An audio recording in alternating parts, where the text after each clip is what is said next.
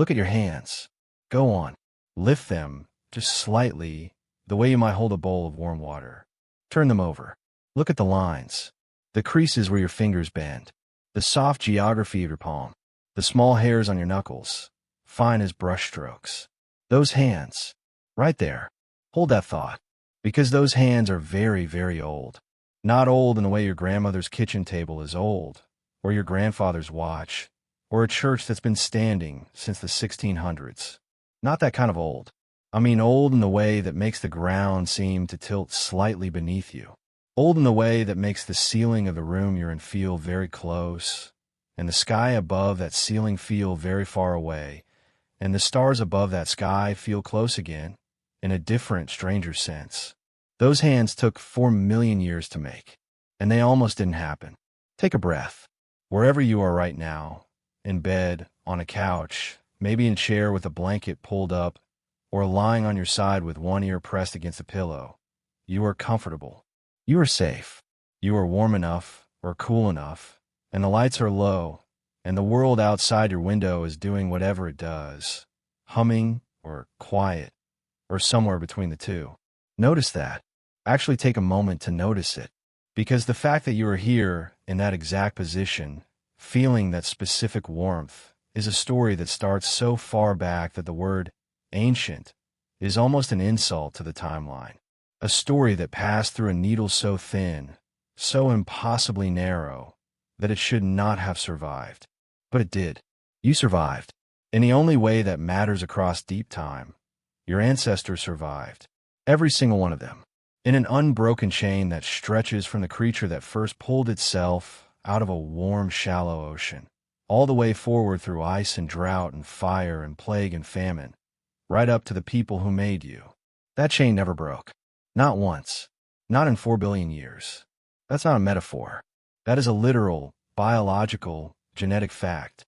You are the end of an unbroken line. And yet, 400,000 years ago, give or take a heartbeat in deep time, the line almost snapped. Before we go there, a small, gentle invitation. If you're listening to this to fall asleep, good. That's exactly why this is here. This is a story designed to be absorbed slowly, like heat from a fire, like the feeling of your body getting heavier as the night settles in. You don't need to remember all of this. You don't need to take notes or quiz yourself in the morning. Your brain, that magnificent, exhausted, irreplaceable organ you've been carrying around all day, will do what it always does. It will take what it needs and let the rest drift. That's enough. And wherever you are in the world tonight, whether it's the middle of a cold night in January and your city is quiet and dark, or it's the humid edge of midnight somewhere near the equator and you can hear insects outside your window, I'd love to know. There's something wonderful about knowing that this story is being heard in 100 different time zones, by 1,000 different people in 1,000 different kinds of rooms, in 100 different countries, all of them breathing, all of them horizontal, all of them carrying the same genetic inheritance. So if you feel like it, drop a comment. Your city, your time. 2 words is enough. Just knowing you're out there makes this feel like what it really is, a species checking in with itself across the dark. Now, the paradox. Here's something that should bother you more than it does. You, a human being, share about 98.7% of your DNA with a chimpanzee. You've probably heard that. It gets used in arguments, in pop science, in documentary voiceovers. It's one of those facts that's been in the cultural atmosphere long enough that it's lost its sting. But here's the part people almost never talk about. 2 chimpanzees, 2 individuals of the same species, have more genetic variation between them than any 2 humans on Earth. Read that again. Or rather, feel it again. If you took a random chimp from a forest in Cameroon and compared its genome to a chimp in Uganda, the differences between them would be greater than the differences between you and a person from Papua New Guinea or Iceland or the deepest interior of Siberia. In terms of raw genetic diversity, chimpanzees are richer than us, more varied, more distinct from each other. We are, as a species, genetically naked, stripped down, monotone almost. Chimpanzees have been around for about the same length of time we have. They've had roughly the same number of generations to accumulate variation. And yet, genetically, They are more diverse than us. Not slightly, not marginally, but substantially. The question that has haunted geneticists since they first began reading human DNA in the late 20th century is a simple one. Where did all our variation go? Something happened. Something removed it. Something reduced the entire human lineage. Every person who has ever lived, every single ancestor of yours and mine, and everyone you've ever met, to a tiny group. A group so small it wouldn't fill a large concert hall. A group so small you could know every face. A group so small that, for a while at least, the silence of their world must have been almost unbearable. We call it the human genetic bottleneck. And in 2023, a team of researchers published a paper that looked deeper into this bottleneck than anyone ever had before. What they found changed not just the numbers, but the feeling of what happened. Because it wasn't just a small population.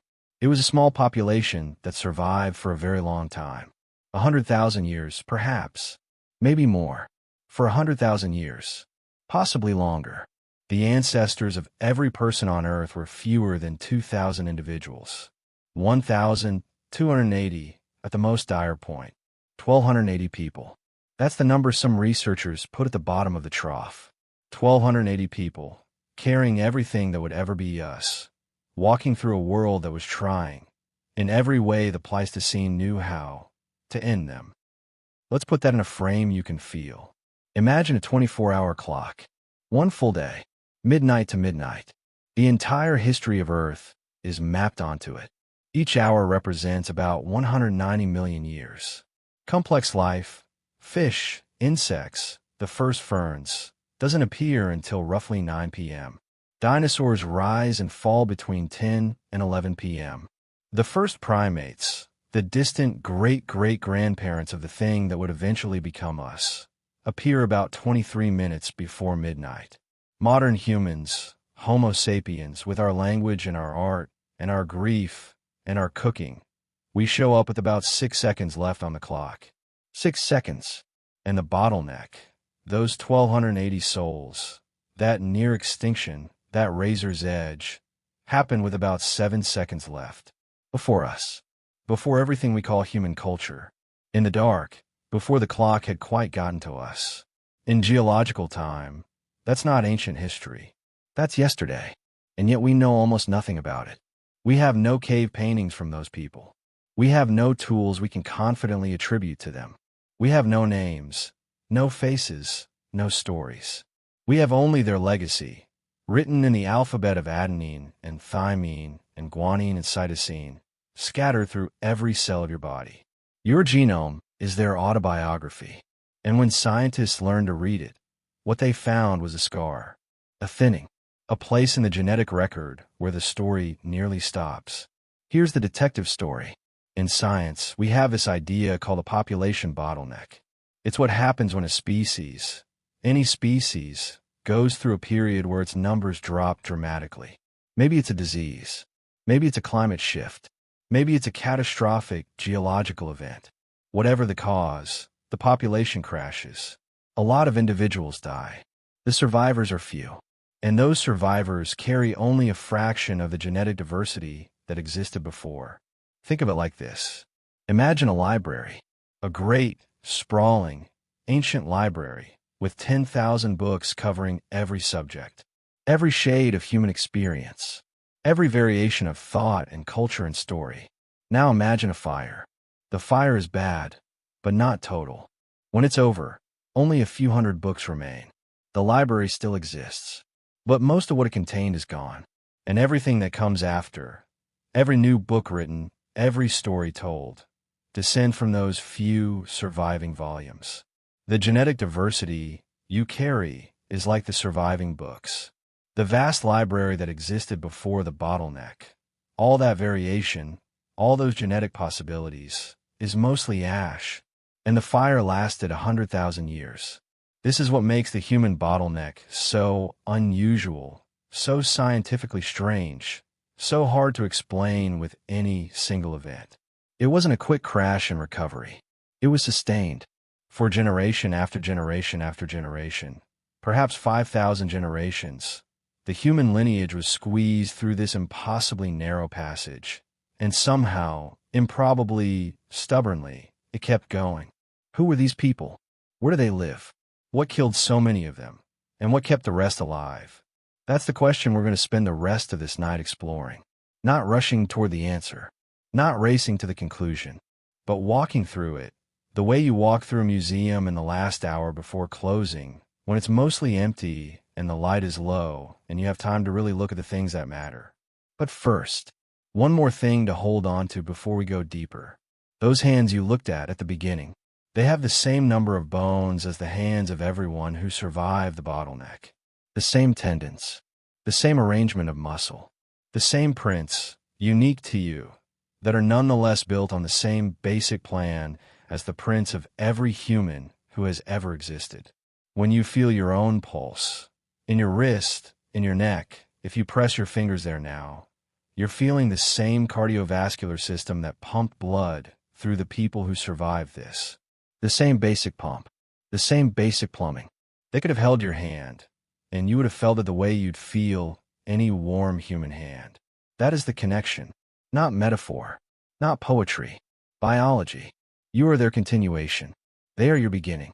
And the gap between you and them, 900,000 years, give or take, is enormous, yes. But the thread that connects you is unbroken, and it runs all the way back to that small group of people, that fragile cluster of fires in an ancient world, surviving something we can barely imagine. Close your eyes, if you like. Feel the weight of the blanket, or the give of the mattress, or the particular warmth that collects where your body meets whatever surface holds you. That warmth is the same warmth. We're going to go back now. Slowly. The way sleep takes you. Gently, sideways, not all at once. Before we do, I want to plant one question in the room. Let it drift near you as you settle.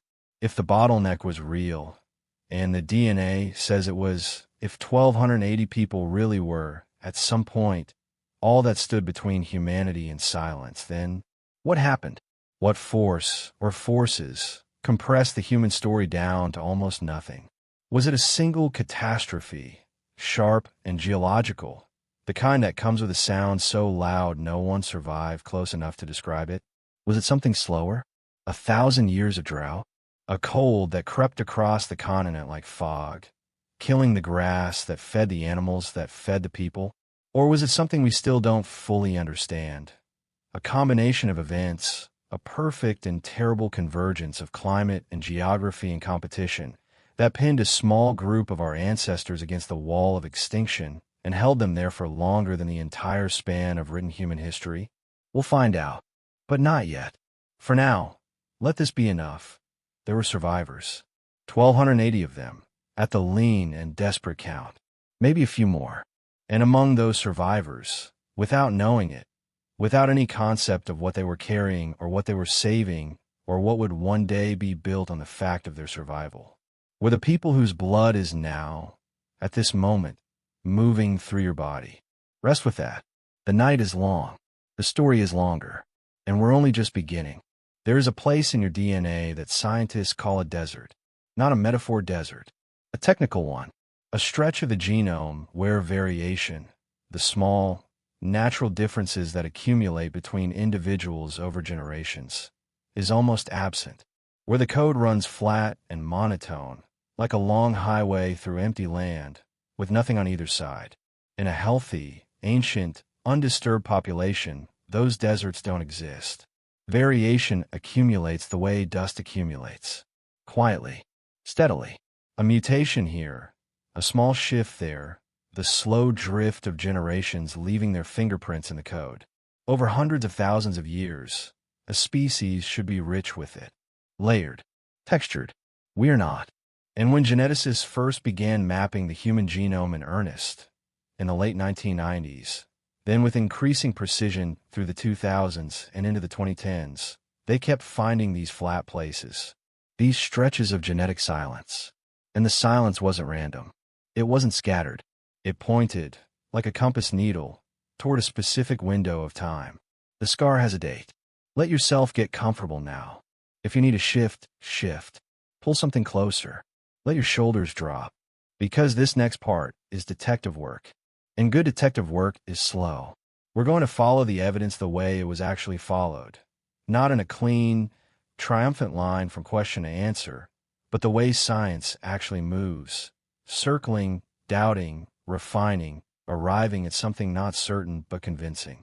The way you'd reconstruct a fire from the char patterns on the walls of a room.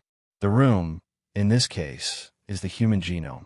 The char patterns are the missing variation. And the fire, whatever the fire was, burned for a very long time. The first clue, the diversity map.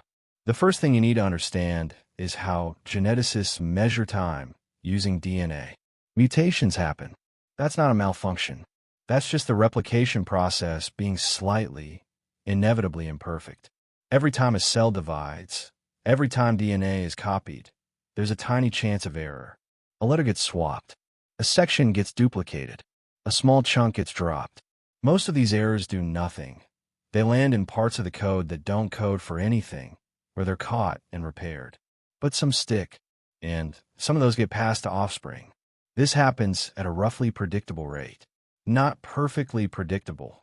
There's variation in the mutation rate itself, which is part of why these calculations are always given in ranges rather than exact figures. But it's consistent enough that geneticists can use it as a clock. Count the differences between two individuals. Divide by the mutation rate. Get an approximate time since they shared a common ancestor. Do this across thousands of individuals from every population on Earth. Now you have a map. Not a geographic map, but a temporal one. A map of when divergences happened, when lineages split, when the human story forked. And when you make this map, you find something striking. The human family tree has an unusually narrow trunk. In most species, when you trace the lineages back, they fan out quickly. The trunk is wide. The branches are many, and they diverge early. The genetic family tree of chimpanzees, for instance, spreads broadly when you look back far enough. There's depth. There's richness. The branches go in many directions, and they went that way a long time ago. The human tree is different. Trace the branches back, and they converge. They pull together, much faster than they should. Too fast for a species our age. The trunk narrows to a bottleneck, a constriction, a point where all the lines squeeze through together. That point, that pinch, is what we're following. The second clue, the 2023 paper.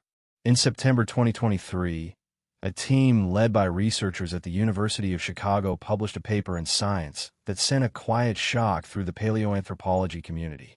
The study used a new analytical method. Most previous bottleneck analyses had used relatively small genomic samples, or had focused on specific regions of the genome. This team used something called the fast infinitesimal time coalescent model, which is a technical name for a technique that processes much larger chunks of the genome simultaneously and models population sizes across time with considerably more resolution than had previously been possible. What they found refined the picture considerably. The bottleneck wasn't a brief crash. It was a sustained compression, starting approximately 930,000 years ago, though with significant error bars on either side, and lasting until approximately 813,000 years ago. The ancestors of all modern humans were reduced to a breeding population of fewer than 1,280 individuals. 1,280. That's the figure they landed on. The trough, the narrowest point, and the bottleneck lasted for roughly 117,000 years. 117,000 years. To put that in human terms, if you count backward from tonight at roughly 25 to 30 years per generation, 117,000 years is between 4 and 5,000 generations. 4,000 generations of people living and dying in a world where there were almost none of them left. 4,000 grandmothers. 4,000 grandfathers. For 1,000 times that specific human ache of loss and love and the work of getting through another season. Written human history, all of it, from the first Sumerian clay tablets to whatever was published this morning, spans roughly 5,000 years. About 200 generations. The bottleneck lasted 20 times longer than all of recorded history. The third clue, what the scar tells us. Here's where it gets beautifully, uncomfortably precise. The way a bottleneck leaves its mark in the genome is not just through absence of diversity. It also leaves what geneticists call linkage disequilibrium. This is the tendency for certain genetic variants to appear together more often than you'd expect if they've been shuffling randomly for a long time. Think of it like a deck of cards. If you start with a perfectly shuffled deck and reshuffle it thousands of times, eventually you'd expect the distribution to be random. The King of Hearts has no particular relationship to the Three of Diamonds. They're just cards in a shuffled deck. But suppose at some point in the past, you took that deck and threw away most of it. You kept only a few cards, let's say 20, and those 20 cards were reshuffled and copied and rebuilt into a new deck over many generations. The new deck would have quirks, patterns. Certain cards would always tend to appear near certain other cards because they came from the same surviving ancestor card. The shuffling has continued, but it hasn't fully erased the original selection. Linkage disequilibrium is those patterns. The cards are still traveling together. The genetic echoes of a time when there was only a tiny pool to draw from. And in humans, those echoes are strong. Stronger than they should be for a species our age, which means the bottleneck was real and it was severe and it left marks we can still read today, not just in population level statistics, but in the actual sequence of your actual genome. The scar is in you. Right now. The fourth clue. Where were they? This is where the detective story gets genuinely haunting, because the honest answer is, we don't know. We have genomes. We don't have addresses. Ancient DNA, the actual physical extraction of genetic material from fossil bone or tooth, has revolutionized our understanding of human prehistory in the last 2 decades. But it has limits. DNA degrades. In warm, humid climates, it degrades fast. The organic molecules that carry the code break down under heat and moisture and the acid of soil. In cold, dry environments, Siberia, for instance, or the permafrost of Eurasia, DNA can survive for hundreds of thousands of years. But in tropical Africa, where most researchers believe the bottleneck population likely lived, the conditions are precisely wrong for preservation. So we cannot, as of now, dig up a bone from 900,000 years ago and read the genome of the people who lived through the bottleneck. The bones exist, sort of. They're fossil fragments, partial skulls, isolated teeth, but they are sparse, fragmentary, and mostly unreadable. What we have instead is the descendant DNA, the genome of modern humans, read backward, the light from a star that no longer exists, still traveling toward us. And what that backward-read genome tells us is that the population was likely in Africa. The patterns of diversity, the direction of the lineages, the deepest roots of the human family tree, they all point south and east, toward a continent of savannas and forests and ancient lakes that no longer exist. But beyond that, we're extrapolating. We're reading shadows. The fifth clue, what caused it? This is the question that keeps paleoanthropologists up at night, which is a rich irony, given that you're listening to this to sleep. There are theories. Good ones. Let's walk through them slowly. Theory 1. The Toba supervolcano. If you spent any time reading about human prehistory, you may have encountered the Toba hypothesis. Toba is a supervolcano in what is now Sumatra, Indonesia. About 74,000 years ago, it erupted. Not in the way volcanoes usually erupt. Not in a dramatic explosion of lava and ash visible from a nearby hillside. It erupted in the way supervolcanoes erupt, which is to say it essentially destroyed a significant portion of the atmosphere's clarity for years or decades. The eruption is estimated to have been roughly the largest in the last 2 million years. It ejected somewhere between 2,800 and 6,900 cubic kilometers of ash and sulfur dioxide into the stratosphere. The sulfur dioxide reacted with water vapor to form a veil of aerosols that reflected sunlight back into space. Global temperatures dropped.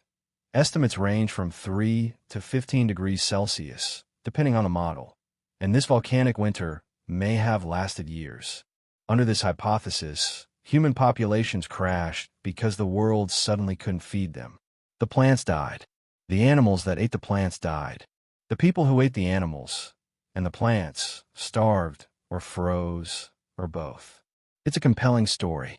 It has the dramatic unity of a good catastrophe narrative. And there is evidence of a genetic bottleneck near this time period in some analyses. But here's the problem. The bottleneck we're discussing tonight, the one that touched 1,280 individuals, happened roughly 900,000 years ago. Toba erupted 74,000 years ago. That's a gap of more than 800,000 years. Toba may have caused a bottleneck. There's still active debate about how severe its demographic impact actually was, but it is not the bottleneck. It's a different scar on a different layer of the genome from a much later wound. The bottleneck we're following is older, much older, and no single eruption has been identified that maps cleanly onto it. Theory 2. Climate. Long, grinding, remorseless climate. This is the less dramatic theory, and perhaps the more honest one. The period from roughly 930,000 to 813,000 years ago corresponds to something geologists call the mid-Pleistocene transition. This is a shift in the rhythm of the Earth's ice ages. Before this period, the ice ages came and went on a roughly 41,000-year cycle. Cold, then warm, then cold again, driven primarily by the tilt of the Earth's axis as it wobbles slowly over millennia. During and after the mid-Pleistocene transition, something changed. The cycle lengthened. Ice ages began coming every 100,000 years instead. And when they came harder, deeper, longer. The glaciers were larger. The sea levels dropped further, at times by more than 100 meters, draining continental shelves, connecting land masses that are now separated by ocean. And critically, Africa, which had been relatively stable climatically, became more variable. Lake systems that had sustained large animal populations, and the people who followed those animals, began to fluctuate. Forests contracted, grasslands expanded, then contracted. The reliable rhythms of rainfall that had made East Africa a kind of cradle for primates became less reliable. What this means, translated into human experience, is this. The landscape that sustained our ancestors started to change. Not suddenly, not in a way anyone alive at the time could have perceived across their own lifetime, but persistently, climatically, in the slow language of centuries. The lakes shrank. The forests retreated. The herds of grazing animals dispersed or died. And the small, scattered groups of early humans, already few in number, already living in a world that was not exactly generous, found themselves in a landscape that was becoming, year by year and century by century, less able to hold them. This is the theory that fits best with the sustained nature of the bottleneck. Because here's the key insight. A single catastrophe, a volcanic eruption, an asteroid, a pandemic, produces a sharp crash and then recovery. The population drops hard and fast. Then, if any survive, it bounces back relatively quickly. The diversity loss is severe but brief. But 117,000 years of compressed population size is not a crash and recovery. It's a ceiling. Something held the population down. Something prevented it from rebounding the way populations normally do after a catastrophe. The most plausible candidate is sustained environmental stress. A world that, for tens of thousands of years, could not support more people than it had. A carrying capacity, the ecology's maximum load, that had dropped and stayed dropped and slowly, haltingly, began to rise again only when the climate began to shift back toward something more livable. The people didn't die all at once. They were just kept from thriving. Generation after generation, barely enough children survived to maintain the count. The world fed just enough of them to keep the story going, and no more. The sixth clue, the survivors themselves. Here's something the 2023 paper notes that I find particularly moving, in a cold and scientific kind of way. The 1,280 individuals who represent the population floor were not one group in one place. This isn't 1,280 people on a single savanna, aware of each other, forming a single community. This is 1,280 individuals spread across the possible range of early humanity in Africa, perhaps hundreds of thousands of miles apart, in scattered bands, each of maybe 20 to 50 people, with little or no contact between them. They didn't know they were part of the bottleneck. They didn't know there were barely any humans left. They didn't know that far away, other small fires were burning, other small hands were shaping stone, other children were crying in the dark. They just lived. They just tried. And even that, the trying, the sheer daily persistence of survival, was not guaranteed. At 1,280 individuals, a species is well within what ecologists call the minimum viable population range. Below that range, inbreeding depression begins to compound. The shrinking gene pool produces more offspring with 2 copies of recessive, harmful mutations. Fertility drops. Immune function declines. The population becomes increasingly vulnerable to any additional stress, a bad drought, a disease, a localized predator explosion. At 1,280 people, humanity was not safely in the clear. It was, by any reasonable measure, in danger of ending. And yet, something held. The genome, your genome, doesn't just have the scar of the bottleneck. It has, layered just after it, the signature of recovery, of expansion, of a population that, after 117,000 years of barely holding on, began slowly, haltingly, to grow again. The chain didn't break. Why? This is where the science admits what it cannot yet answer. The honest answer is that we don't know exactly which behaviors, which adaptations, which particular landscapes or food sources or social structures allowed the survivors to survive. The evidence is too sparse, too degraded, too old. But we have clues. We have the archaeology of roughly contemporary periods. We have the behavioral ecology of surviving hunter-gatherer communities. We have the biology of what resilience looks like in a species under stress. And what those clues suggest is that the answer wasn't one thing. It was accumulation. It was fire, perhaps the earliest regular use of fire, giving warmth and cooked calories to bodies that needed more energy than a raw diet could provide. It was social bonding, the deep, primate architecture of coalition and cooperation and shared labor that meant the old and the young and the sick could survive inside a group, even when they couldn't survive alone. It was flexibility, the cognitive capacity to move when the land failed, to find new sources of food, to adapt the strategy when the old strategy stopped working. It was, in short, what humans have always been. Stubbornly, unreasonably, against all geological expectation, alive. Before we go further, let's mark where we are. We have the what? A sustained genetic bottleneck, beginning roughly 930,000 years ago, reducing the human population to fewer than 1,280 breeding individuals, lasting 117,000 years. We have the how, sustained environmental pressure, likely driven by the mid-Pleistocene transition and its radical rewriting of African climates, combined with whatever cascading effects that produced drought, food scarcity, fragmentation of habitat.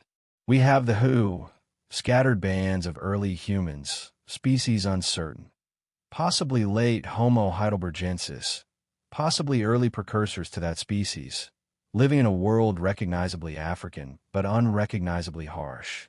What we don't have yet, what the science cannot give us, and what only imagination can approach, is the feel of it. What it was like to be in that bottleneck, to be one of the 1,280, to wake up in a world that was slowly, quietly, trying to be done with you. We'll go there next. But for now, let the data settle. Let the numbers drift through you the way numbers do in that slow place between wakefulness and sleep, not as facts to be remembered, but as shapes, the shape of a very thin line, holding, the shape of a genome with a scar, the shape of 1,280 fires, burning in the dark, very far apart, in a world that had gotten very hard and very cold. Your eyes might be heavy now. Picture this. It is not night yet, but it is getting there. The sky above the eastern edge of the world has already deepened to something between purple and brown, the color of a bruise healing, and the first stars are becoming visible, not appearing exactly, more like being revealed, the way you notice something that was always there. The air is warm, but not hot. There's a smell on it. Dust. Something dry and mineral, like the inside of a clay pot. And underneath that, faint but present, the specific sweetness of dry grass that has been baked all day in a sun that doesn't forgive. You are here, in this moment, in this specific evening, 900,000 years ago, in a place that will one day be called Africa, though no one here has a word for it, and no map of it exists, and the idea of naming a continent is as alien to this moment as a smartphone or a shopping list. You're not yourself exactly, but you are close enough to yourself that the distance between you and the person you're imagining should not feel vast. She's a woman. Let's say she's in her middle 20s, which makes her old, experienced, respected, marked by the particular authority of someone who has learned things that kept her alive. She has a child on her back, wrapped in something that is half cloth and half not, a hide of some animal worked soft by many hours of scraping and folding and wearing. The child is perhaps 2 years old and is asleep with the total, trusting abandon of a 2-year-old, one fist curled near its own face, mouth slightly open. She's walking, and she's been walking for a long time. Feel her feet. This is important. The ground she's walking on is not flat. It is the worked, ancient surface of an old lake bed. The lake retreated years ago, maybe decades, following the rainfall that stopped following the patterns that had held for generations before. The ground is cracked into polygons the size of hands, each crack edged with a thin, pale mineral residue, the ghost of water. It is not painful underfoot, but it is not easy either. It requires attention, a particular kind of reading, not with your eyes exactly, or not only with your eyes, but with the soles of your feet, with the constant low-level adjustment of ankle and knee and hip that keeps you upright on uneven ground. She has been doing this her entire life. Her feet are not soft. They are the feet of someone who has walked every day of her existence on ground like this and worse. The skin at her heel is thick as leather, thick as the hide she carries her child in. And yet her gait is not heavy. It is economic. Each step slightly shorter than yours would be, slightly more controlled, the weight distributed carefully. She has never been told about biomechanics. She is biomechanics, practiced to the point of unconscious art. The child shifts on her back, doesn't wake. She adjusts without thinking, one hand reaching back to press the small warm weight of it more firmly against her spine, and then her hand drops and she keeps walking. Ahead of her, she can see the fire. Not a big fire, a small fire. The kind that says, "Here, we are here." The kind that, from a certain distance in the falling dark, looks less like a fire and more like a star that landed wrong, too low, too orange, pulsing with the specific irregularity of something alive. She can smell it before she's close enough to see the faces around it clearly. Wood smoke, and not all wood is equal in its burning. This is something dry and dense, probably from a tree she knows the name of, in whatever system of naming she uses, and something else. Something cooking. Fat, rendered slowly in heat. The smell hits her somewhere below cognition, somewhere older than thought. Her stomach responds. Her pace quickens, almost imperceptibly. Around the fire, there are people. Not many. This is the thing to hold. The hardest thing to hold, and the most important. Not many. Count them. There are perhaps 22, 25 people visible from where she approaches. A few more may be out of sight, sleeping already or still away from the camp. But this is roughly the number. This is the whole of the world she knows, the complete population of her social universe. There is an old man with a wound on his forearm that is healing badly, the skin around it hot and discolored, who sits very close to the fire and does not move much. He was hurt 2 weeks ago. His concept of time is not weeks, but it is something, a system of counting that uses the moon and the sleep cycles and the particular shift in light that happens in the late afternoon, and he has not been able to walk far since. The others bring him food. They have been bringing him food every day. This matters. This is not inevitable. Many animals abandon the severely injured. Early humans, at this period of the bottleneck, were already doing something that will seem familiar to you. Choosing not to. Choosing at a cost to themselves, to feed and shelter and wait for someone who could not immediately reciprocate. There's a girl, maybe 12, maybe 13, in the borderland between child and adult, that every culture marks somehow, sitting next to an older woman who is almost certainly her mother, though genetic certainty of that kind is not a concept that exists here. The girl is holding something in her hands and working it with a stone, a root. She is scraping the skin from a root, and the scraping makes a soft, rhythmic sound, and she is not paying full attention to the root. She is watching two younger children who are playing a game that involves running and a particular piece of bark and a rule that neither of us could reconstruct from watching, but which they both understand completely. The younger children are laughing. There it is, in the middle of the bottleneck, in the narrowest, most precarious point of human existence, in a small camp of exhausted, hungry, pressure-tested people on the edge of a dried-up lake in a world that is getting harder every year. Children, laughing, settle into the sounds of this place. Let me give them to you. The fire. Of course the fire. It has that particular sound that fires have when they're burning something dense and slow. Not the sharp crackle of kindling, not the pop and spit of greenwood, but something lower. A soft, irregular sigh. Like a slow breath. Like the fire is breathing too. Behind it, insects. The specific texture of insect sound in dry African dusk is something you'd recognize, even if you'd never heard it before, because it is so relentlessly alive. It layers one register of sound over another, until the silence underneath it is hard to find. Crickets, but that's too simple a word. It's more like the air itself has taken on a frequency. Somewhere, not close but not distant, something large is moving through dry brush. You can hear it, a rhythmic displacement, branch against flank, the small avalanche of disturbed debris. A herbivore, probably. Something heavy. The people around the fire hear it too. A couple of heads turn. One man, sitting slightly outside the firelight's main radius, has gone very still in the particular way of someone listening with their entire body, not just their ears. The thing in the brush keeps moving, keeps going. The tension releases without anyone speaking of it. Then the sound of the woman arriving. A child's voice, one of the laughing children, making a sound that is clearly a name, or the equivalent of a name. A greeting. She comes into the firelight, the sleeping toddler still pressed against her back, and someone makes room for her with the automatic ease of a group that has been making room for each other, in this specific way, for their entire lives. She sits. The fire touches her face. Look at that face. This is where science and imagination have to work together, because we don't have a portrait. We have bone structure. We have what we know about the morphology of Homo species from this period, specifically a set of specimens that may or may not represent the people of the bottleneck, because the fossil record here is so fragmentary that significant debate persists about exactly which species we're discussing. What we believe, the people of the bottleneck were likely an archaic Homo species, possibly a very early form of what would later become Homo heidelbergensis, or possibly a distinct lineage that doesn't have a clean modern name. They were not Homo sapiens. Not yet.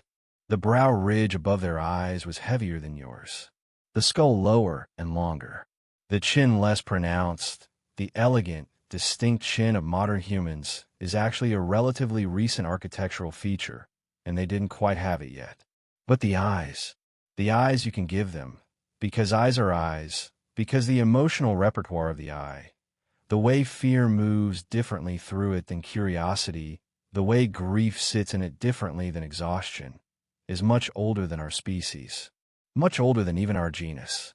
She has dark eyes, this woman, and in the firelight they are not static. They move. They track the children, find them safe, release. They find the injured old man, rest on him a moment, evaluate. They drift to the horizon, the direction from which she came, briefly, and in that look is something you'd recognize if you saw it from across a room. The backward glance of someone who is not entirely sure the danger is behind them. Now, The smells. This is the part that would overwhelm you first if you arrived here.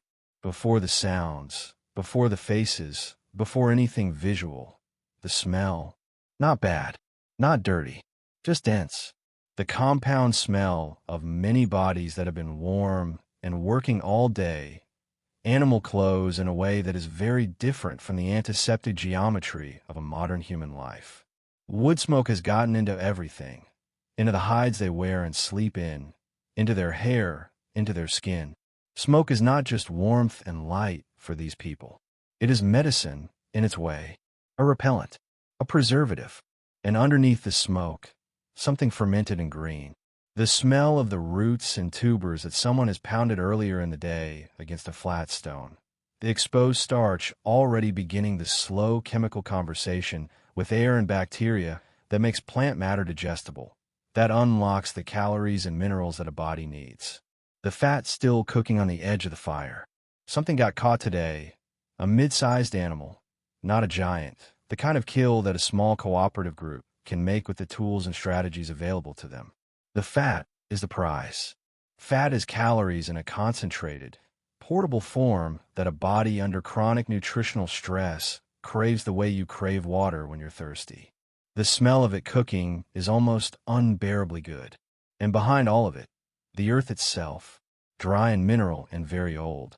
The specific smell of this lake bed, this particular soil chemistry, the trace elements of a lake that existed for perhaps 200,000 years before it began to fail. If you pressed your hand flat against the cracked ground here, the smell would come up on your palm like a memory. Here is the grief. Because it is here, it is always here. In any small group of people living under this kind of pressure, in any band of 25, grief is a permanent resident. There is a man at the edge of the firelight. I want you to see him, who is sitting slightly apart, not so far that he seems isolated. The social calculus of these groups does not allow for true solitude, and everyone is aware of everyone, but slightly apart.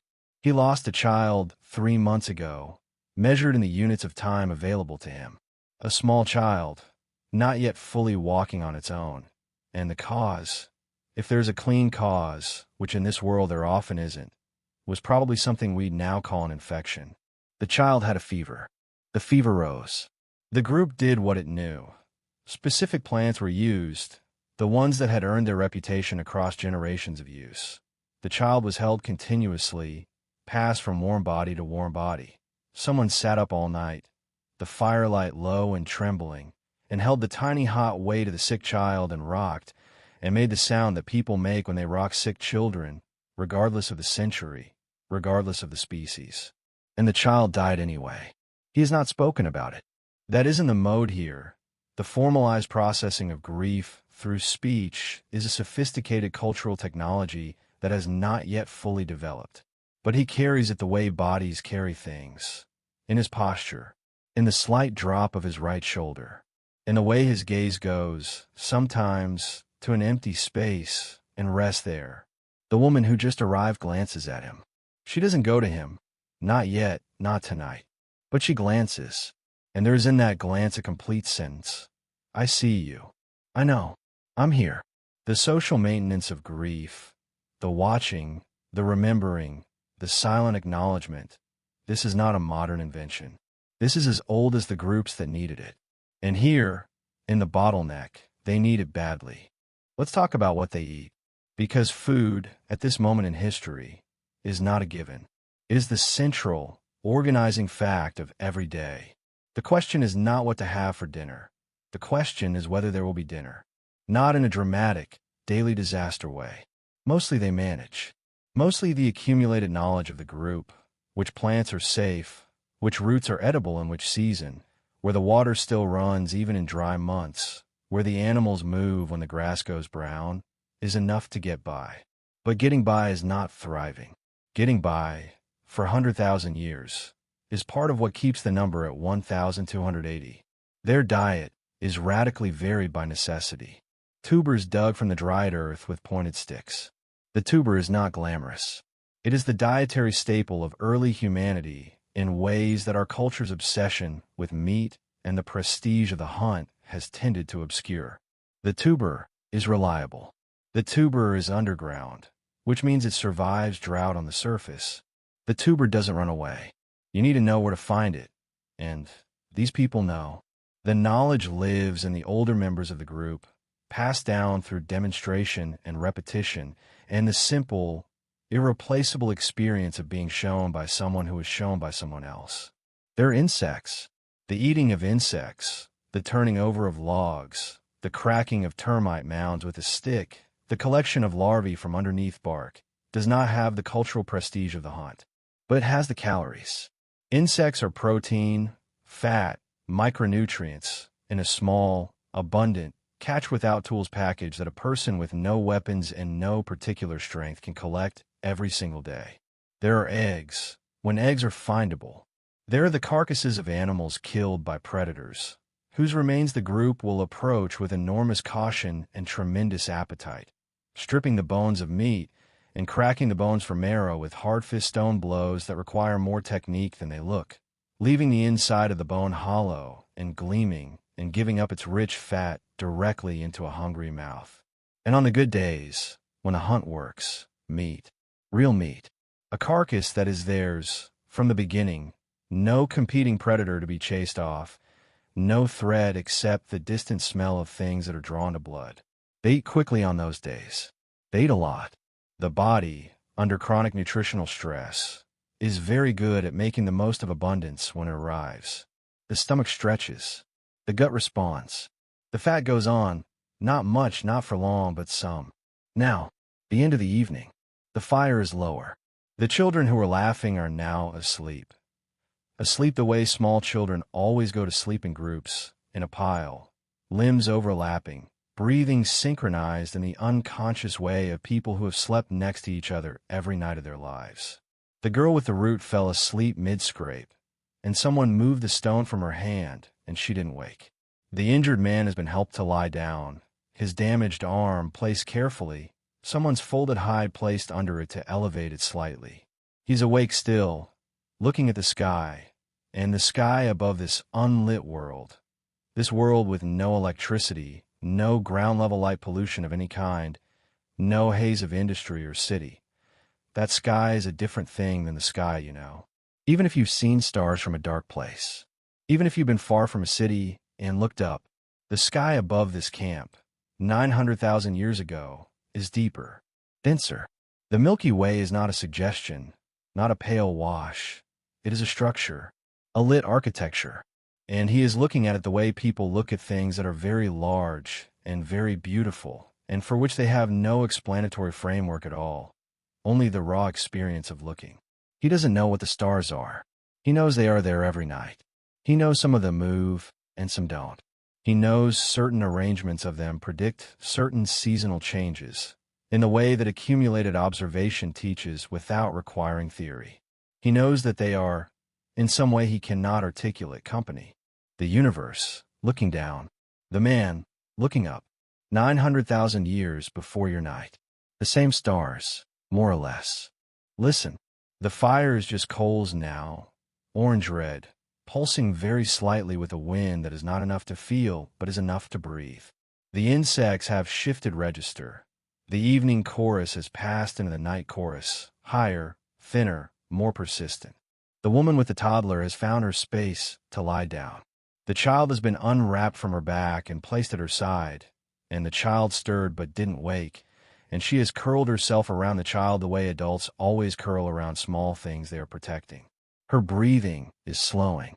The fire thoughts are releasing their hold. What does she think about in these last moments before sleep? Probably not the bottleneck. Probably not extinction. Probably not genetics or climate transitions or carrying capacity or any of the conceptual architecture we use to understand what she is in the middle of.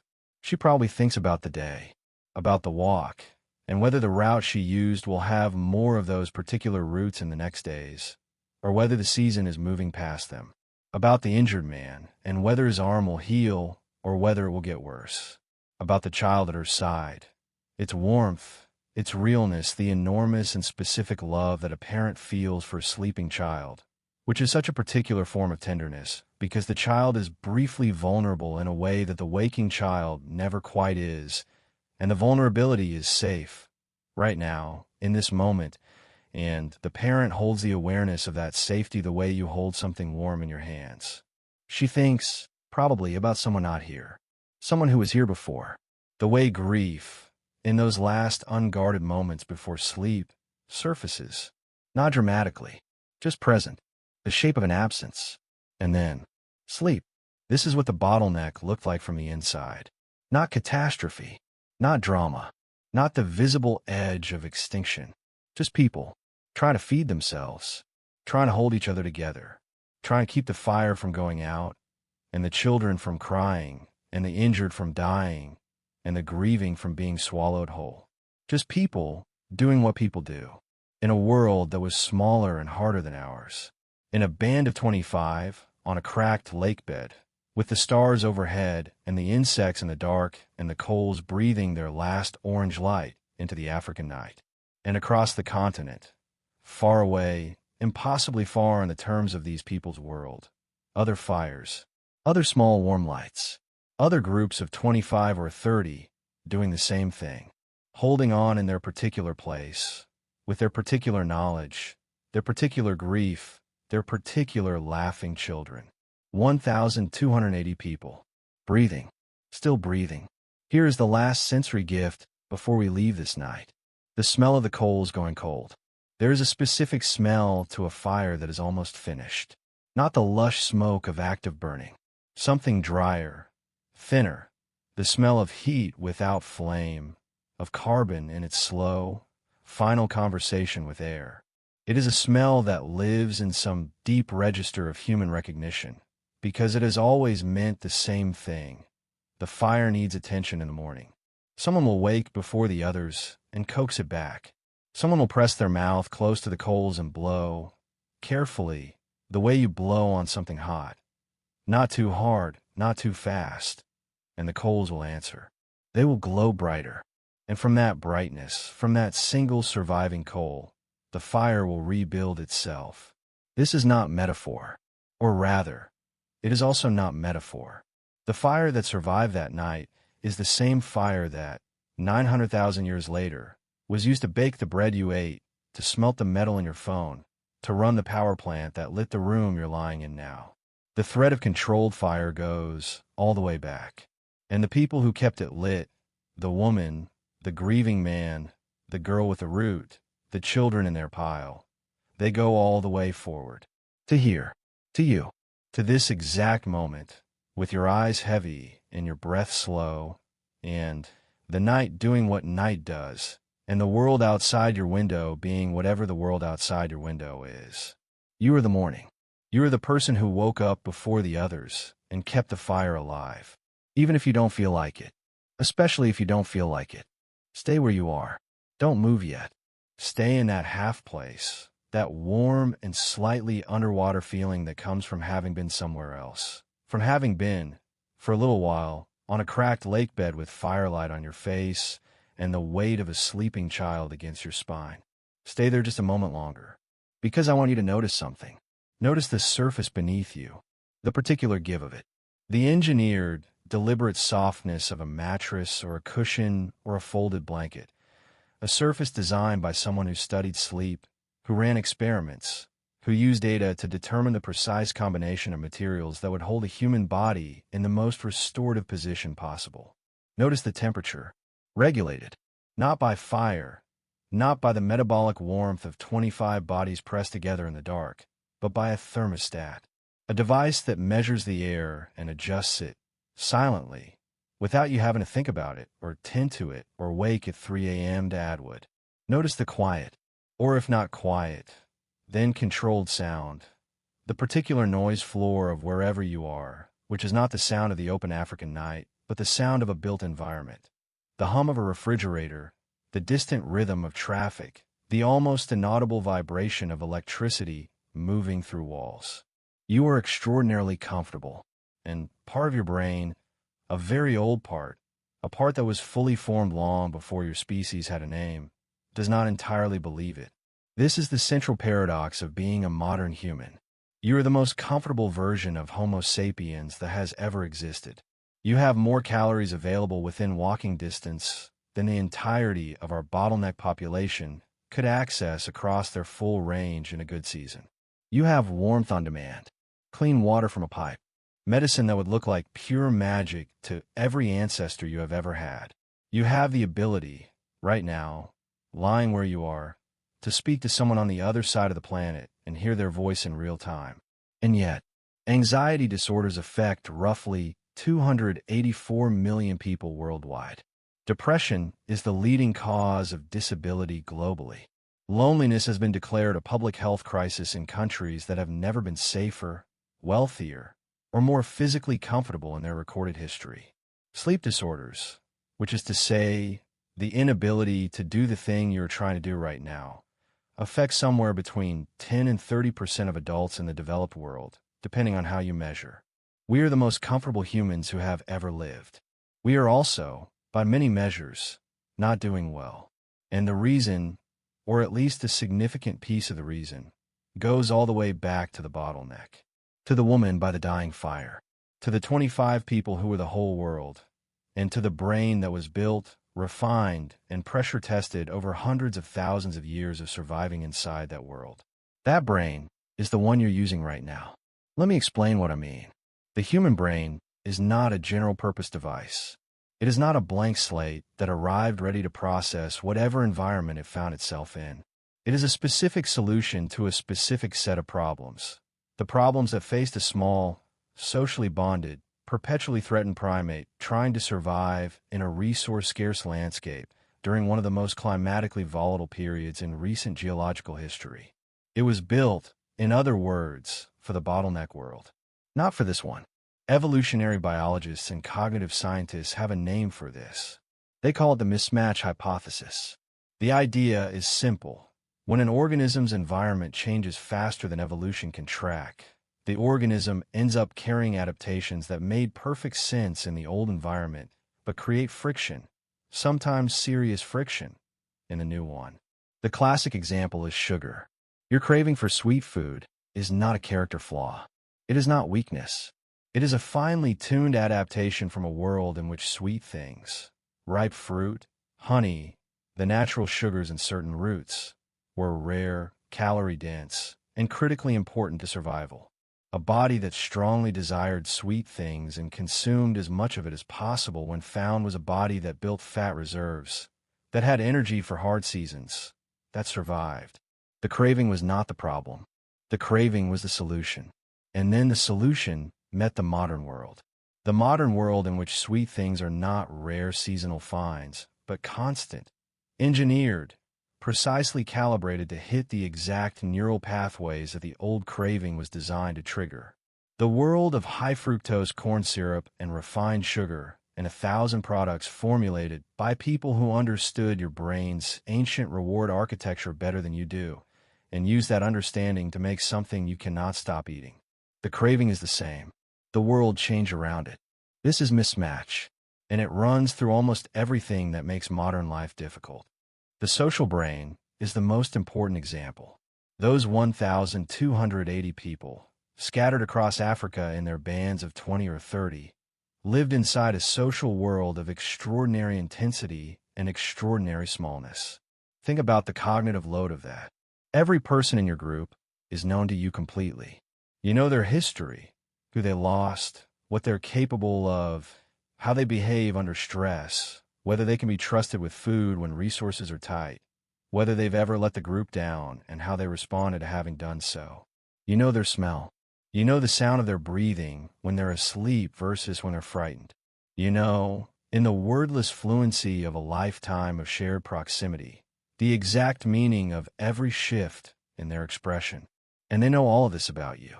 This is the social environment the human brain evolved for. Not 150 people.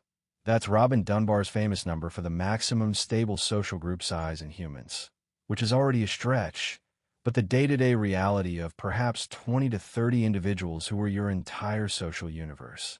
People you could read completely, and who could read you.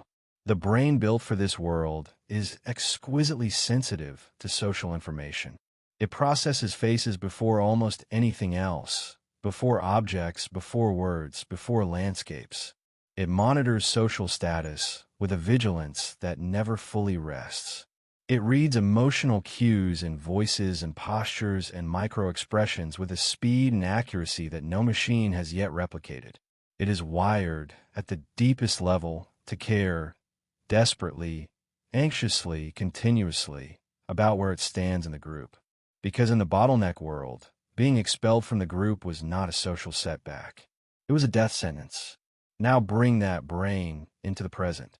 The brain that evolved to monitor the social status of 25 people now has to navigate a social world of effectively unlimited scale. You don't just know 25 people. You have acquaintances, colleagues, online connections, parasocial relationships with people you've never met and never will meet. You are embedded in hierarchies, professional, social, economic, that are vast and largely invisible, whose rules are complex and constantly shifting, and whose top is so far above you that you cannot see it. And the brain processes all of this with the same basic architecture it built for the small group. The same anxious social monitoring that kept your ancestors safe inside or band of 25 is now running on a feed of several hundred people's curated self-presentations, updated constantly, at any hour, available at the press of a thumb. The same threat detection system that scanned the darkness outside the firelight for predators is now being triggered by emails, by news cycles, by the ambient hum of a world in which the threats are real, but rarely immediate, rarely physical, rarely the kind that a body's fight or flight response is actually useful for.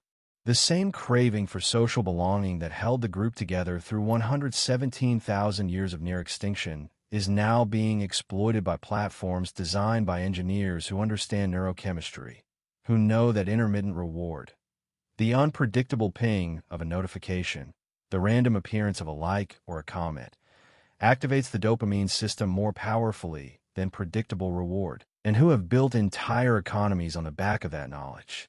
Your ancient brain, in other words, is in an environment it was never tested for, and it is doing its best. Let's talk about sleep. Specifically, let's talk about why you might be listening to this at all. Why sleep is not automatic. Why it requires, for so many modern people, a deliberate effort, a ritual, a podcast, a particular combination of darkness and temperature and the absence of stimulation, before the brain will consent to release the day. In the Bottleneck world, sleep was dangerous, not because it was bad for you.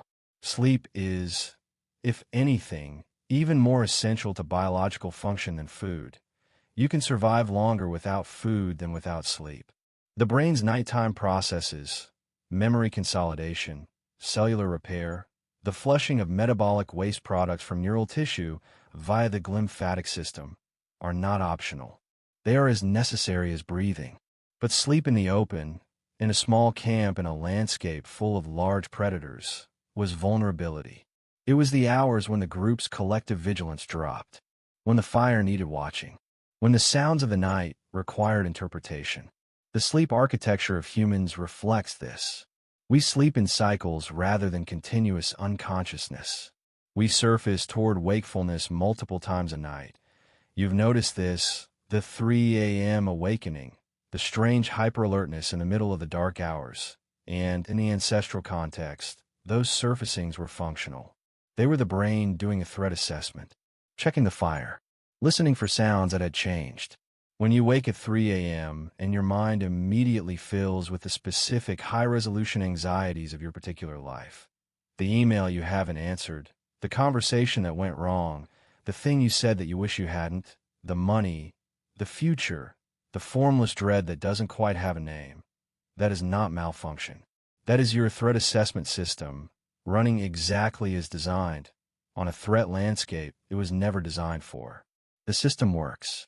The environment is wrong. There's something else the Bottleneck gave us that we rarely name correctly. Call it the scarcity reflex. When a population lives for 117,000 years on the edge of what the land can provide, when the caloric margin between survival and starvation is consistently thin, when resources are reliably unpredictable, When good seasons cannot be assumed to continue and bad seasons cannot be assumed to end, the cognitive and emotional systems that manage resource seeking get turned up high, very high. The scarcity reflex is the tendency to treat limited things as more valuable than abundant things, to hoard when possible, to compete when resources feel threatened, to experience a disproportionate emotional response to loss compared to gain. What behavioral economists call loss aversion. Because in the world of the bottleneck, losing what you had was genuinely more dangerous than failing to gain something new. We now live in a world of extraordinary abundance, at least in certain parts of it, and we are running the scarcity reflex anyway. Not because we're irrational, because the system was built for a world that no longer exists, and it hasn't had time to be rebuilt for this one. This is why financial loss feels worse than financial gain of equivalent size feels good. This is why we eat past fullness. This is why we accumulate things we don't need in the anxious, wordless certainty that enough is never quite enough. It is the bottleneck, reaching forward through time. The 1,280 survivors, whispering to your nervous system in the only language they know. Get more while you can. You never know when it runs out. The warning. I want to be careful here, because this is not the part of the story where the narrator tells you that civilization is a mistake, or that we should all live more like hunter-gatherers, or that the modern world is uniquely corrupt. It isn't any of those things. And the evidence of what the bottleneck world was actually like, the chronic hunger, the infant mortality, the wounds that became infections that became death in the absence of penicillin, the short and genuinely hard lives of people who were nonetheless fully, deeply human, should give pause to anyone romanticizing the ancestral past. The warning is subtler than that. The warning is this. We build a world faster than we built the people to live in it.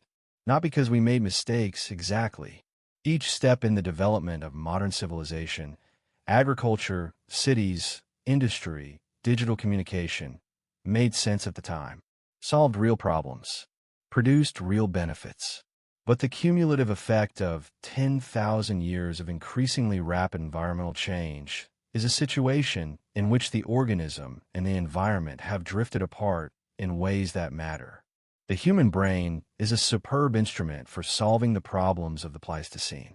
It is a somewhat troubled instrument for solving the problems of the 21st century. Not because it isn't brilliant, but because its particular kind of brilliance was shaped by a particular kind of world that no longer exists. And here's where the bottleneck becomes not just history, but mirror. Because we're doing it again. Not in the same way. Not in the same time scale. But the forces that compressed the human population 900,000 years ago, climate change, habitat destruction, fragmentation of the environments that sustain life, are forces we are currently producing. Accelerating. Choosing, through the accumulated weight of billions of individual decisions, to intensify. The mid-Pleistocene transition was nobody's fault.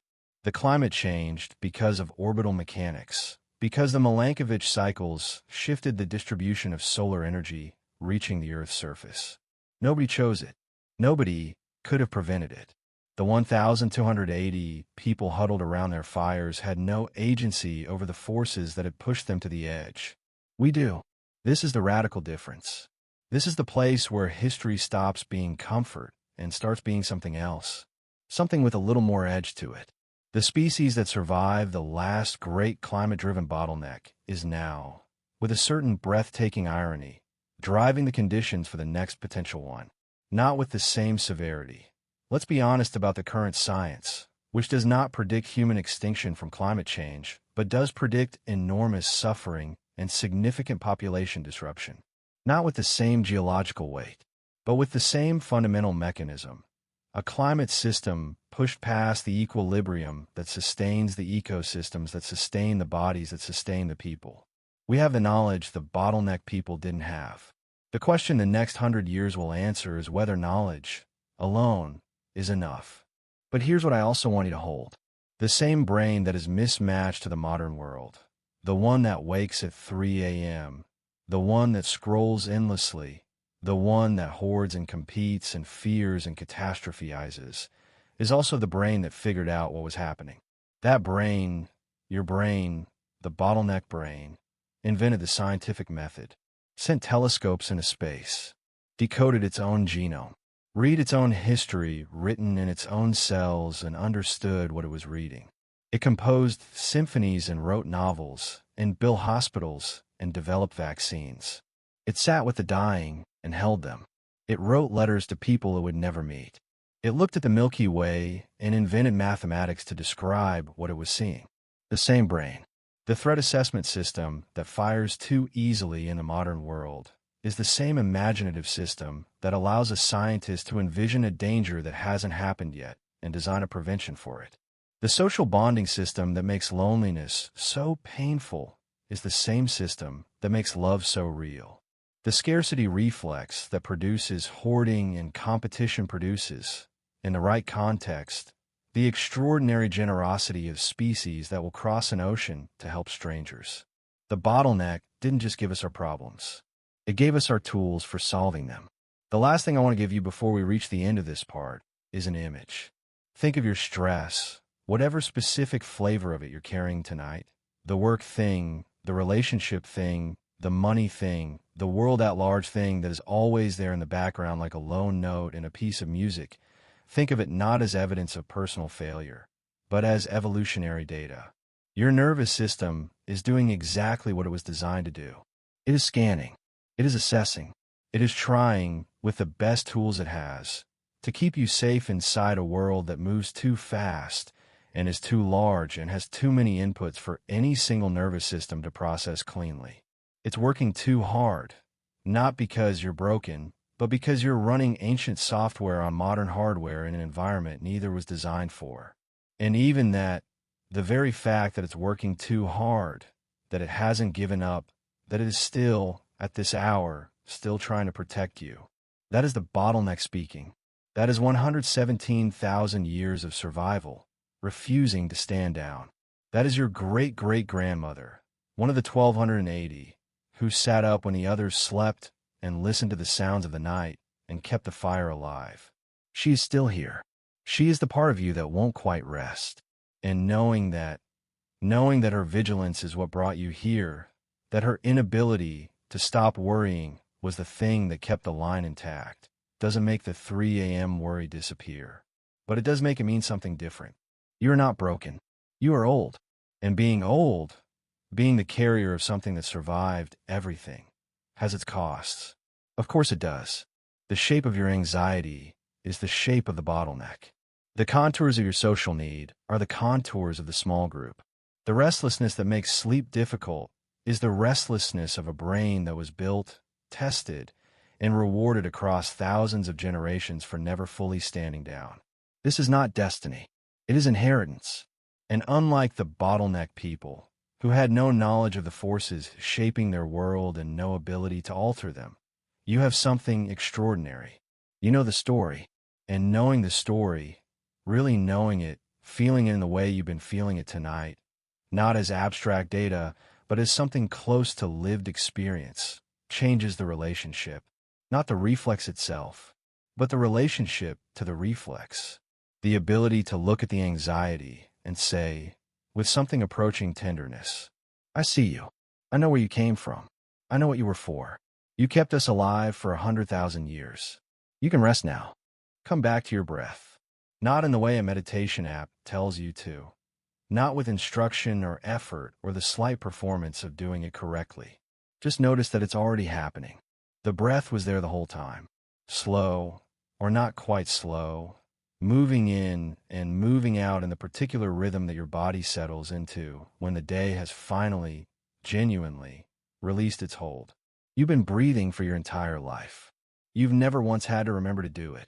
And the mechanism that handles it, the ancient, automatic, profoundly reliable machinery of respiration, is the same basic system that moved air through the lungs of the woman by the dying fire. The same diaphragm, the same exchange, oxygen for carbon dioxide, at the same microscopic interface of alveolus and capillary. The same blood, carrying the same molecule of hemoglobin, in the same elegant spiral structure, doing the same thing it has done every second of every day of every life in an unbroken chain stretching back not just to the bottleneck, not just to the first Homo, but further, much further, to the first creatures that learned to pull oxygen from the air and use it. You are breathing with 400 million years of practice behind you. Feel that if you can. Let it settle somewhere below thought. You are very, very good at this. Here's the thing about a story that nearly ended. It changes the texture of everything that came after it. Every human life that has been lived since the bottleneck. Every person who was born and laughed and suffered and loved and died in the 900,000 years between that cracked lake bed and your bed tonight. Every single one of them was, in a sense, a gift that almost wasn't given. The Neanderthals who painted caves in Spain with their hands pressed flat against cold stone, blowing pigment around the outline of their own fingers. Each of them descended from the survivors. The first anatomically modern humans who stood on the coast of what is now South Africa 70,000 years ago and looked out at an ocean they had no word for. They carried the bottleneck in their genome. The first people who crossed the land bridge into the Americas, walking into a continent that had never known a human footstep. Bottleneck survivors, every one. Every artist, every farmer, every builder, every sailor and soldier and shepherd and saint and scoundrel and scientist and child who ever drew breath on this planet. All of them threaded through the eye of that same needle. All of them downstream of 1,280. Let's talk about what was saved. Not abstractly, concretely. In the genome of those 1,280 people, that thin, fragile, barely surviving population, was the genetic code for the human hand.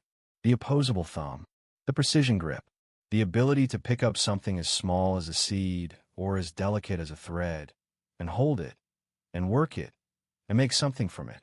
In that genome was the neural architecture for language. Not language itself.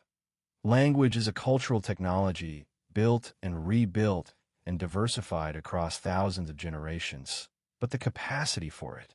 The particular arrangement of vocal tract and breath control and auditory processing and social motivation that makes language not just possible, but irresistible to us.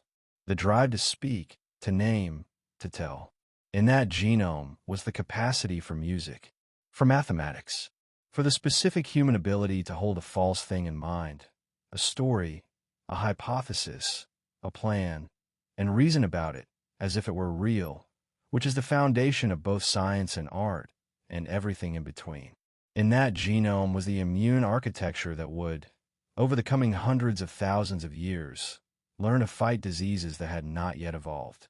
The cellular memory that would protect future generations from threats the bottleneck people themselves never encountered. In that genome, right there in those 1,280 people, was everything. Every human achievement, every human failure, every love story, and every war, and every piece of music that has ever made someone stop what they were doing and stand very still because the sound was too beautiful to move through. Every book, every child, every night like this one, in which a person lies in the dark and tries to let the day go and return to the simple animal fact of being a body that is warm and breathing and, for now, safe. All of it was in there. Almost lost. Not lost. There's a way of looking at human history that focuses on the darkness. And the darkness is real. Let's not pretend otherwise. The human story, since the bottleneck, is not a clean ascent from savagery to civilization. It is wildly, catastrophically uneven. It contains the Holocaust and the Atlantic slave trade and the Mongol invasions and the smallpox blankets and the firebombing of cities and the 10,000 smaller, less remembered atrocities that didn't make it into the history books because the people who suffered them didn't survive to write them. The darkness is real and should not be softened. But here's the other thing that's real. After every darkness, not instead of it, not erasing it, but alongside it and through it and eventually past it, the thread held. After the bottleneck, the thread held. After the eruption of Toba 74,000 years ago, which may have killed the majority of humans alive at the time, the thread held. After the Bronze Age collapse, That mysterious, still not fully explained catastrophe around 1200 BCE that destroyed almost every major civilization in the eastern Mediterranean simultaneously, that ended the Mycenaean Greeks and the Hittite Empire and the Egyptian New Kingdom and the cities of the Levant, that dropped the Mediterranean population by perhaps half and sent literacy itself into a centuries-long eclipse. The thread held. After the Black Death, which killed somewhere between a third and half of Europe's population in the space of a few years in the 14th century, which left villages empty and fields untended and entire family lines simply erased from history, the thread held. After the 1918 influenza pandemic, which killed more people in a single year than the First World War killed in 4, the thread held. This is not triumphalism. It is not a claim that things always get better, or that suffering is meaningful, or that history has a direction. It is something more specific and more modest than that. It is simply the observation that the book should have been burned several times, and it wasn't. Not because of destiny, not because of divine protection, not because humans are special in some cosmic sense that other species are not, but because of the particular, stubborn, almost irrational resilience of a social primate that evolved under 117,000 years of near extinction, to hold on, to keep the fire lit, to bring food to the injured man, to curl around the sleeping child, to get up in the morning, even after the bad morning, the terrible morning, the morning after the loss that felt unsurvivable, and do what needs doing. This is not heroism. It's older than heroism. It is the thing that was selected for generation after generation in a world that was trying to end us. It is what you are made of. I want to take you somewhere now. Somewhere very quiet. Imagine, and this is not metaphor, this is an actual scientific exercise that cosmologists sometimes do. Imagine compressing the 13.8 billion year history of the universe into a single human lifetime. Say, 80 years. You were born at the Big Bang. For the first 60 years of your life, until you were 60 years old, in this model, there are no planets. There are only clouds of gas, slowly condensing, slowly being pulled by gravity into the structures that will eventually become galaxies and stars. The universe is doing its slow work. It is magnificent work, but it is not yet the kind of work that produces anyone to notice it. At age 60, the Earth forms. For the next 12 years, from age 60 to 72, the Earth is a molten, cratered, barely solid rock being constantly bombarded by debris, slowly cooling, slowly accumulating its oceans. Life appears somewhere around age 64. But for another 7 years, it is nothing but single cells, nothing but bacteria and archaea, doing the invisible chemical work of learning to metabolize, to replicate, to exist. At age 71, oxygen starts to accumulate in the atmosphere. The first great dying, the great oxidation event, in which the oxygen produced by early photosynthetic bacteria was toxic to most of the life that had evolved before it, sweeps through the living world. The thread, even then, holds. Complex multicellular life appears when you are about 77 years old. The dinosaurs arise and fall between the ages of 79 and 79 years and 9 months. The first primates appear about 3 weeks before your 80th birthday. The first hominins, the lineage that leads to us, appear about 4 days before your birthday. The bottleneck, those 1,280 people, that near extinction, the whole of what we've been talking about tonight, happened 14 hours ago. Agriculture, cities, writing, the entirety of recorded human civilization. That happened in the last 88 seconds. Your life, from your first breath to the breath you are taking right now, happened in the last fraction of a second. Are you small? Yes. By this measure, almost incomprehensibly small. And yet, in that last fraction of a second, you learned to love someone. You had a thought that no one had ever had before. You felt grief, which is only possible because you first felt attachment, which is one of the most sophisticated emotional achievements in the history of life on Earth. You asked questions about where you came from. You laid down in the dark and tried to understand a story that spans almost the entire compressed lifetime. You felt wonder. Wonder is not a small thing. Wonder is the cognitive state that drives science and art and the desire to understand. Wonder is what happens when a brain becomes large enough and complex enough and self-aware enough to look at the universe and feel its own smallness and be moved by it rather than destroyed by it. You are small, and you contain wonder. Both of these things are true, and together they make you something the universe spent 13.8 billion years building. Here is what I want you to receive before you sleep. You exist against extraordinary odds, not in the vague, motivational sense of that phrase, in the literal, biological, probabilistic sense. For you to be here, every single one of your ancestors, going back not just to the bottleneck, not just to the first Homo, not just to the first primate or the first mammal or the first vertebrate or the first cell, every single one of them had to survive long enough to reproduce. Every single one of them had to find a mate. Every single fertilization event in that 4 billion year chain had to produce a viable offspring that itself survived long enough to do the same. The odds against any specific person existing, against the specific combination of genetic material that makes you you, as opposed to a sibling who was never born or a cousin who took a different path, are so astronomically large that the number has more digits than there are atoms in the observable universe. And yet here you are, not a near miss, not an approximation, not a statistical shadow of a person who might have existed. You, specifically, completely, with your particular face and your particular fears and your particular way of breathing and the specific things that make you laugh and the specific things that break your heart and the specific texture of what it is to be inside your own life, which is unlike the texture of being inside any other life that has ever been lived. That is what survived the bottleneck, not humanity in the abstract. You, eventually, inevitably, as the specific consequence of 1,280 people who held on.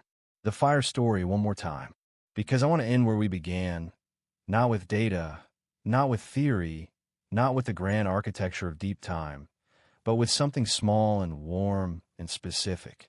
Somewhere tonight, a parent is sitting next to a child who cannot sleep. Maybe the child is sick, running a low fever, and the parent is doing what parents do, checking the forehead with the back of a hand, the ancient thermometer, the gesture that has not changed in 900,000 years, adjusting the blanket, staying close, communicating in a wordless language of physical presence, the thing that cannot quite be said but is nonetheless completely understood. I am here. You are safe. I'm not going anywhere. That parent does not know they are performing one of the oldest acts in the human repertoire. They are not thinking about the bottleneck or genetics or the mid-Pleistocene transition. They are just tired and present and doing what the moment requires. But the gesture comes from somewhere. It comes from every parent who sat through every night like this, in every condition this planet has produced, in drought and cold and the aftermath of catastrophe and the ordinary, undramatic difficulty of keeping a small life alive in a world that is not always gentle. It comes from the woman on the cracked lake bed who curled around her sleeping child and listened to the fire breathing its last. The gesture traveled 900,000 years to reach that parent tonight. And in some years, not many in deep time terms, it will travel from that parent to the child now sleeping fitfully under an adjusted blanket, and from that child to their children, and from those children to all the children that deep time has not yet produced. The gesture is older than language. It is the original human message, sent forward through time in the only medium that lasts. We made it, and so can you. You are the descendant of everyone who ever survived. Say that again, quietly, or just let it sit in the room with you. You are the descendant of everyone who ever survived. Every famine and every flood and every ice age and every epidemic and every war and every long dark winter when the food ran low and every moment of individual desperation when a person looked at the odds against them and, for reasons that biology and love and stubbornness conspire to produce, kept going anyway. All of that survival is in your cells right now, not as metaphor, as chemistry, the actual molecular record of persistence, encoded in the actual double helix of your actual DNA, present in every single cell of the body that is lying where it's lying right now, breathing in the particular room, in the particular place, in the particular night that is your specific and unrepeatable life. The night is deep now. Whatever time it is where you are, 1 a.m. or 3 a.m., or the blue-gray edge of a winter morning just before the sky begins to consider changing, the night has done its work. The world outside is quieter than it was. The pace of things has dropped. The urgent, insistent business of the day has receded to wherever it goes. And what remains is just this: a body breathing, a mind slowing, the ancient, trustworthy architecture of sleep assembling itself in the chemistry of your brain, adenosine building up in the synapses, melatonin released from the pineal gland into the bloodstream, core body temperature dropping by the fraction of a degree that signals the beginning of the transition. Your body knows how to do this. It has been doing this for every night of your life, and for every night of every life before yours, all the way back past language and fire and stone tools, and the first uncertain steps of the first upright hominins on the floor of an ancient African valley. Sleep is not a modern invention.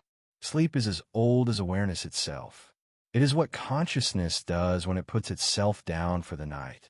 It is the brain doing its most important, least visible work: cleaning, consolidating, processing, preparing, filing the day away into the long library of everything you've ever experienced, everything you know, everything you are. Let happen. You don't have to do anything. The doing is done. One last image. Picture the night sky above that camp, 900,000 years ago. The fire is cold now. Just a dark circle on the ground, a slight warmth if you press your palm to the ash, but no light. The camp is breathing. 25 people in the slow, syncopated rhythm of deep sleep, each of them carrying, in their cells, everything that will eventually become us. The sky above them is impossible. It is the Milky Way at full intensity, in a world with no competing light, and it is not a smear or a suggestion. It is a presence, a river of light so dense and so detailed that it casts a shadow. The sky is not dark with a few stars. The stars are what the sky is made of, and the dark patches between them are the exception, the relief. One of the sleepers stirs. Not the woman, not the grieving man. One of the children, a small one, 4 or 5 years old, who has surfaced briefly from sleep for no particular reason, the way children do, complete and sudden and briefly bewildered. The child looks up. The sky looks back. For a moment, a long moment, a quiet moment, a moment that has no language around it and needs none. The child looks at the Milky Way with the open, undefended attention of someone who has not yet learned to be unsurprised by anything. And then, the child's eyes close. The breathing deepens. The night continues. And that child's DNA, right now, tonight, 900,000 years later, is in you. The eyes that looked at the Milky Way are the ancestors of the eyes they're closing, now, in the dark, in your particular room, in your particular life. The wonder traveled with the survival. It is yours. Rest now. You have carried a lot today. Whatever it was, whatever the specific weight of your specific life pressed on you from the moment you woke this morning to the moment you found this. You carried it. You are still carrying it, a little. That's all right. You don't have to put it all down at once. You can let it go slowly, the way you let warmth go slowly when you step out of a hot bath, the way the day releases its grip on the body in gradients and increments, not all at once. Your breath will slow the rest of the way on its own. Your heart, that extraordinary muscle that has beaten without stopping since before you were born, will find its nighttime rhythm. Your brain will begin its long, quiet, essential work. And while it does, while you drift in the particular direction that sleep takes you, which is not down and not away, but somewhere sideways, somewhere adjacent to waking, somewhere that has its own geography and its own logic and its own kind of time, know this. You are the result of the longest survival story ever told. You are the latest chapter in a book that should have been burned several times and wasn't. You were the child who looked at the Milky Way and didn't look away. You were the woman who kept walking. You were the fire that didn't go out.